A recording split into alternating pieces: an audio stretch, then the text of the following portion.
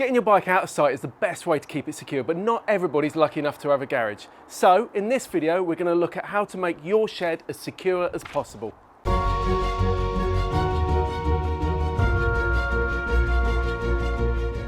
Insurance brokers, Bennetts included, will always ask if your bike is garaged. But from now on, if you insure with Bennetts, all locked shipping containers, metal sheds and wooden sheds on a concrete base, as long as they're on your property, are classed as garaged. Now a shipping container arguably is the most secure place you can keep your bike, but they don't tend to look that attractive in your garden. A metal shed, like the Asgard for instance, which Bennetts Rewards members can save 10% on, check out the link in the description. That's a really good way to secure your bike because it's really hard to get into. It makes a lot of noise attacking it. But you might already have a wooden shed, or you might be looking for something, slightly more attractive look of a wooden shed to fit into your garden setting, which is why we're looking at wooden sheds today. But if you're buying any motorcycle storage, always have a look for the Secured by Design logo. That's the official police security initiative. Now, while a wooden shed, particularly a lighter duty one, could be easier to attack if you maybe push in the windows and cut through with a handsaw, might make it easier to get into. You've got to remember that we're talking about a basic level of security here. Even a garage can be easy to break into. If it hasn't got any additional security, it can be easy to peel open the doors through the bottom corners. So if you've got a garage, if you're lucky enough to have a garage, I'd suggest using extra bolts on there, particularly ones that aren't easy to be seen from the roadside. Fortunately, with a bit of planning and a bit of investment, you can make your bike as secure as possible. Here's how. Now, it pays to consider how a thief might think. Don't assume they're all stupid, because a lot of them are very good at their jobs and they can be very observant. So don't advertise you've got a bike. Be that through wall plaques, stickers on your car, or even old bike kit boxes in the rubbish. Think about what could be seen as somebody's passing by that makes them think, might be a bike in there. Low fences and hedges can make for easy access to your garden, be it from the path or from a neighbouring property. But on the other hand, it helps to be overlooked by your neighbours sometimes. It's another set of eyes seeing what's going on. And tall fences and hedges can conceal a thief, giving them the opportunity to spend more time. So just think about how your garden's laid out and where you're going to put things. Don't let your guard down. Thieves can target bikes at fairly unusual times, 5 or 6 o'clock in the afternoon when people are getting home from work, they're tired, they may be leaving the bike outside, or they go in and get a cuppa, or they're not locking things up properly. When you get home, lock the bike away. Ladders, bins and low roofs all make it easier to gain access to the property, to move between properties. So just think about what you're leaving lying around. Don't leave tools lying around either. A spade can be used to prise off hinges on sheds. And obviously I don't need to tell you that it's not a good idea to leave an angle grinder inside your shed with your bike. Nobody likes riding on gravel, but it does make a lot of noise, which thieves hate. Criminals can be wary of dogs. So even if you don't have one, don't be afraid of leaving a big dog bowl or some big old tough dog toys lying around the garden. Ideally, put your shed somewhere where it can't be seen, but you do want the route to and from the shed to be in clear view. So ideally behind a locked gate, but for anybody to get anything out of it or to get to it, you want that overlooked and people be able to see what's going on. If there are windows in the shed, don't let it be obvious that there's a bike inside. Consider putting some blinds up, for instance, just to shield the view. It might make people curious about what's in there, but the less they know about what's going on inside, about what security there is, about what bike there is, about what's inside there, the more risk there is in them attacking it. If they don't know that there's something of value in there, they don't know for certain, is it worth them attacking it to get in there and potentially risk getting caught? Obviously, the heavier duty the shed, the less likely it is to be broken into. But to be considered a garage, it does need to have a concrete base underneath it. Now, I didn't use a wooden floor on my shed at all. I opted instead to have the shed bolted straight down to the base. The point is that the base has got to be solid enough to prevent entry underneath and in that way. Depending where your shed is, you might want to consider not having any windows at all. Just think about what advantages a thief might have if they got in that way and how they could maybe get the doors open. It might be worth considering fitting some solid bars inside the windows just to prevent access, or at least to reduce the chance of access that way. It's no good having a really solid door that's locked really securely from the outside if they can get in easily through a window, for instance, and then kick it open from the inside. So do think about how you lock it. I removed the Hastman staple that came with my shed because it made it really easy to grab hold of the lock and yank it open to try and attack the door. I also think that those locks can get really hard to use as the door drops over time and as it swells and contracts during the year. So I added some extra chute bolts to the inside of the door, and this key lock is really convenient, making it a lot easier to open and close it. but do think about whether it could be attacked from inside. This has got security bolts in it, but you do need to think about if they're inside, can they then rip it off or again, force it open. Now, a heavy-duty Husqvarna staple like this one, Pragmatis, with its fixings hidden, that's a great way of securing your bike inside a shed. It's really hard to attack, especially when it's used with a closed shackle lock like this. You can see up the sides, the shackle's protected, makes it really hard to attack a combination like this. Make sure that the fixings on your door security are up to the task. Simple screws can be easily pried out or even undone, so make sure you're using at least some coach bolts in there, and Pragmatis sells this beef up kit, which is basically some coach bolts that can push through, washers on the back. It just gives you that extra security to help prevent somebody prizing those hinges or locks off of your shed doors. Again, Bennetts Rewards members can save 10% on Pragmatis security, 20% on Squire, 10% on Asgard sheds. There's loads more security discounts on there and loads of other kit, and we're updating that list regularly. So do check in, and because if you're thinking about building a new shed or you want to add some security, check out the discounts there first. Now, if a thief has managed to get inside your shed, make sure it's as hard as possible for them to get the bike out.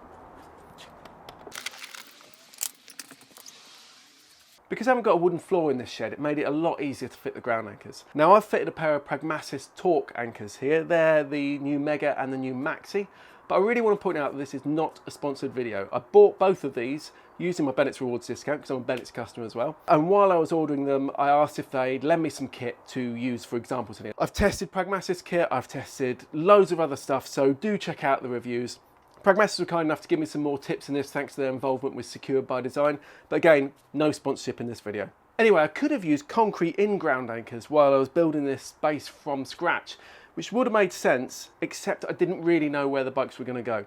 If I had, I could have used a really popular Y anchor or the brand new Pragmatis Submajor. They're both really solid bits of kit, and they don't represent a trip hazard, so they're concealed well. You can also get other concrete in-ground anchors like this one from Squire. But for me, it made sense to use bolt-in ones.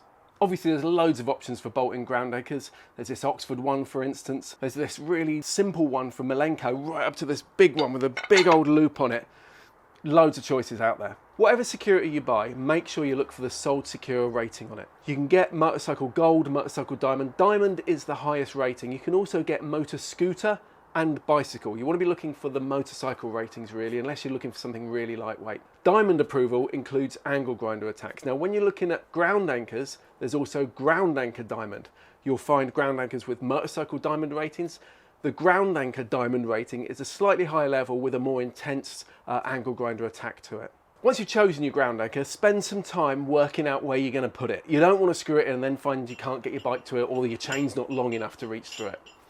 I chose these Mega and Maxi Torques because they're quite low profile, they're quite compact, but both of them will take a 22mm chain. They're also pretty easy to fit, and you can get expanding bolts for them. Like most ground anchors, probably the most common form of fitting is using expanding bolts, but just be aware if you're putting them into a concrete slab like this, don't get too close to the edge because they can blow the sides of the concrete out. I'm using resin fixings here, and I'll take you through how I did it. Now, the anchors come with your choice of either a standard or an SDS drill bit.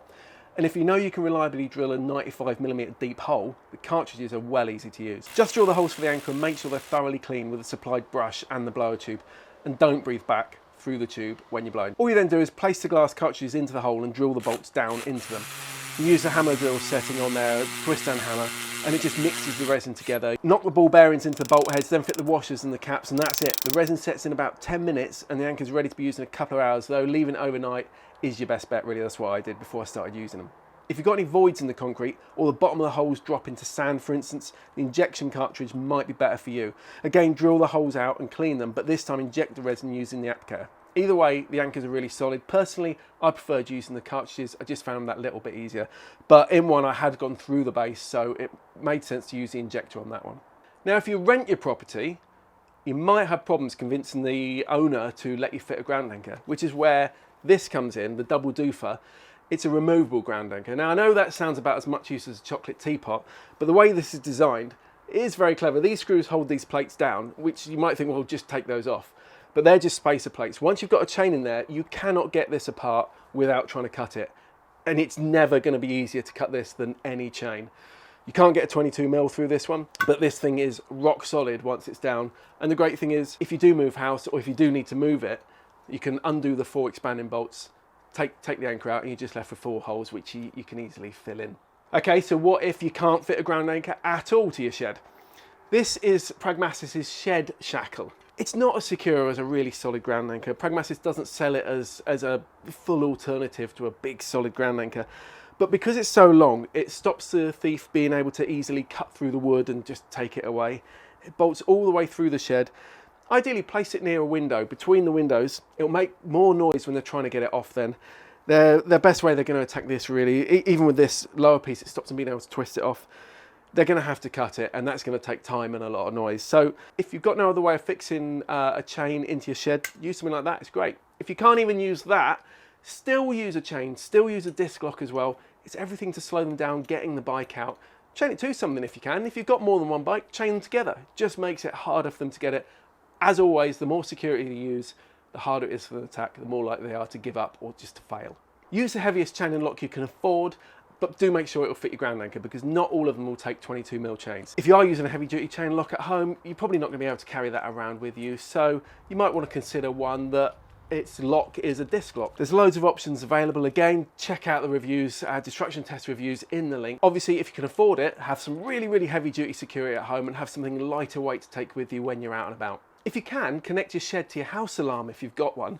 If you can't do that, get yourself a shed alarm. There's a fair few choices for alarms, but get one and make sure it's difficult to reach for the thief. What you don't want them to be able to get in is start making noise and then silence it fairly quickly. Obviously, an alarm won't stop everybody, but the more noise you can make, the more hassle it is for them, the more off-putting it is. A bike alarm is going to put them off as well. It's just another thing making some noise. And if you're buying a brand new bike, make sure you check out the MCIA secured scheme. Now, that's a 5-star scheme that rates bikes based on how much security has been fitted as standard by the manufacturer. So definitely take that consideration when you're looking at your short list of bikes. Go for a 5-star bike if you can, because that's going to have more security built in as standard. If you've got a decent Wi-Fi signal going to your shed, consider a security camera like this Blink, which records any movement and sends it direct to a secure server. Getting a shed with no floor means you don't have to worry about the floor rotting out, but it does mean your base has got to be really accurate. You've got to bear in mind that the base of the shed drops onto it, and then the outside of the shed, the cladding goes over the edge, so that's why it's got to be pretty spot on. I put a damp-proof membrane under this slab, but I also use flash banding along the edges. It just keeps the wood off of the concrete. It just gives me that extra little bit of peace of mind that you're not going to get as much damp coming up there. Insulating the walls is going to give you a more regular temperature in the shed. I insulated all of these before I panelled it, but I didn't insulate the roof because you need an air gap in there, and there wasn't enough room to get the insulation and keep an air gap, so I just panelled it. You're still going to lose some heat through there, but it's certainly better than it would be. That insulation is also going to help prevent damp from building up through rapid changes in temperature, and if you're feeling flush, you could also consider specifying double glazed windows. Consider an oil-filled radiator as well. Just put it on a low setting just to keep it ticking over in the winter to help prevent any frost problems. Doesn't have to be on high at all. It'll just come on just if the temperature drops too much, and if you've insulated it fairly well, it's only going to need to come on a little bit. Carpet's going to keep your bike's tyres off the cold slab in the winter. Ideally, you keep the wheels off the ground altogether if the bike's being stored, but I tend to use my bikes through the year, so I keep them on the mat. It just keeps that a little bit nicer. Build some ventilation in if you can. I've got these closing vents at either end, the idea being, especially in summer, I can get some air moving through here. A shed can get pretty warm and it's just not so comfortable to work in the summer. Ideally, get some electric into your shed. I brought it in under the base up into the consumer unit. It helps me run maintenance chargers and obviously use tools in here if I want. There are solar chargers available as well for maintenance, but I prefer having some electric in here. Fit a smoke alarm that you can hear from the house. Now, realistically, if this did go up, it's probably going to be too late by the time you hear it and you get down here. But it's a bit of peace of mind. Fit a fire extinguisher as well and make it accessible. Think about where you might be. You want to be able to get to it any time. I fitted it so that I can get the door open and get to the fire extinguisher straight away. Finally, stop worrying. The internet's full of horror stories, and it seems that social media, they love clips of sparks and misery. Bike theft has been dropping over the last 3 years, and we've proven through research into the data shown by Bennetts customers and theft claims that even using a disc lock can reduce the chance of your bike being stolen by a factor of 3.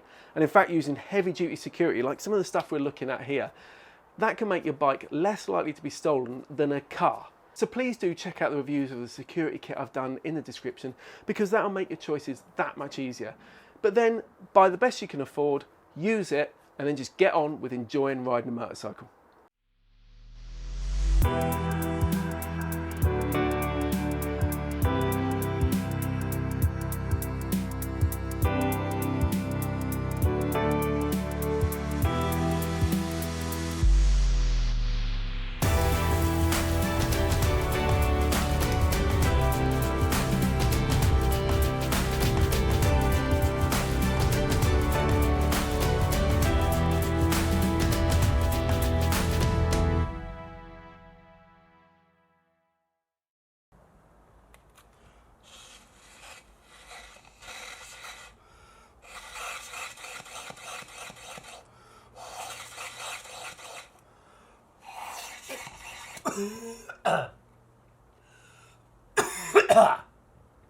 Don't breathe back in